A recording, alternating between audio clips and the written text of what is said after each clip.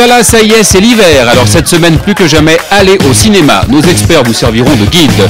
Rebecca Leffler du Hollywood Reporter, Jean-Marc Lalanne des Inrock et Florence Bensadoun du magazine Elle. 3 experts, 4 films, c'est parti. Un couple doit-il vivre sous le même toit? C'est la question que nous pose Olivier Barou avec son fidèle complice Cadmerade. Bonjour Jacques. Bonjour. Mélanie Doutet, Jean-Paul Rouve complètent le casting. Verdict. Petite comédie. Très plat. Au bout d'1 heure, tout est dit. Le sujet n'est pas très original. Très vite, ça patine. Les acteurs sont un peu lisses. Oh my god, Ils ne portent pas grand-chose en fait. Cadmerade est super. Des dialogues comme l'amour, c'est comme la moquette, ça s'use. Des longs plans séquences, une touche d'absurde et un zeste de tragicomédie, c'est le programme du nouveau film de Roy Andersson.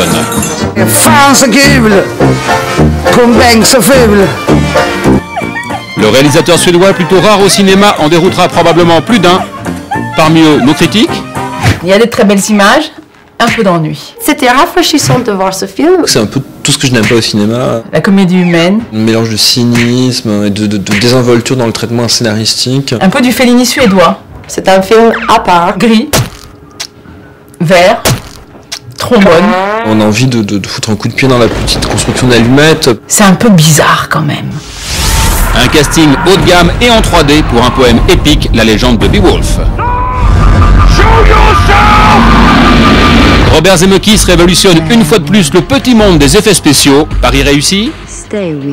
Impressionnant visuellement. Robert Zemeckis, c'est une génie du genre. Si on aime ce genre de cinéma, c'est magistral. Je trouve ça vraiment pas mal. C'est très très violent. Il y a de la technique, de la pyrotechnique. Avec en plus un côté film d'animation pour adultes. Il y a beaucoup de sang, les monstres sont vraiment moches, mais moi j'avais peur. On est un peu dans un jeu vidéo, mais c'est quand même... Bon, c'est très bien fait. Une guerre, celle de 14-18. Une actrice, Sylvie Testu, et un film culotté, La France, réalisé par Serge Boson. Je vais me battre sur le front. Ah, mais t'es trop jeune pour ça. Allez, fous le camp.